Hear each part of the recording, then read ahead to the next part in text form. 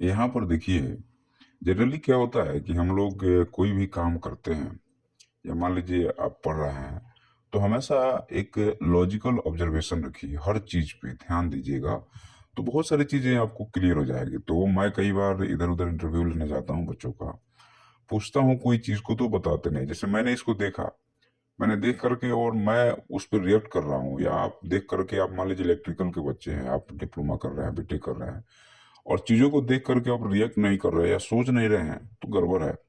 और इससे आपकी पता चलता है कि ऑब्जर्वर स्किल बहुत अच्छी नहीं है और ऑब्जर्वेशन जब तक नहीं होगा तब तक आप डेवलपमेंट आपकी रुक जाती है, तो लॉजिकल थिंकिंग नहीं होगी। और साइंस के बच्चे हैं तो ऑब्जर्वेशन और लॉजिकल थिंकिंग नहीं होगा तो आपका डेवलपमेंट या विकास भी सही से नहीं होगा।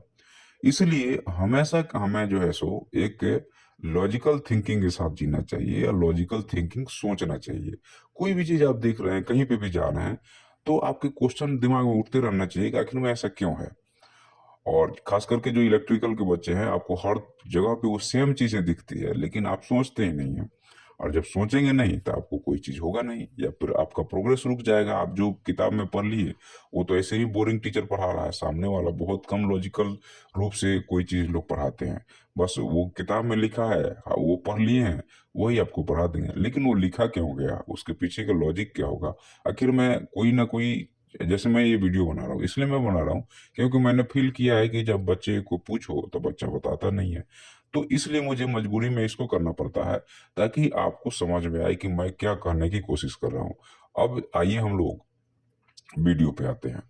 यहाँ पे क्या है, देखिए आपको दिख रहा है कि ये जो है अंडरग्राउंड केबल है। मतलब कि हमें बाईपास पे या हाईवे पे जब भी जाइएगा तो हाईवे को ओवरहेड केबल तो रखेंगे नहीं या ओवरहेड लाइन नहीं रख सकते हैं। खास करके जब 66 के भी 132 के भी रहता है तो ओवरहेड जाता है क्योंकि उसकी अच्छी खासी हाइट है। अदरवाइज जो 11 के भी 33 के भी है, इसको ओवरहेड नहीं किया जाता है, इसको हम लोग अंडरग्राउंड करते हैं। तो जब आप अंडरग्राउंड करेंगे तो केबल के केस में क्या होता है कि केबल का चूंकि एक तो अंदर से गया है, वो पाइप डाल के गया है, तो मान लीजिए एक केबल भी फॉल्ट हो जाता है तो मेंटेनेंस में 10 दिन 15 दिन लग सकते हैं। केबल की उपलब्धता है कि नहीं है। इसीलिए जब भी एस्टीमेट बनाया जाता है तो हम लोग क्या करते हैं कि डबल केबल की व्यवस्था करके रखते हैं, डबल थ्री फेज केबल डालते हैं।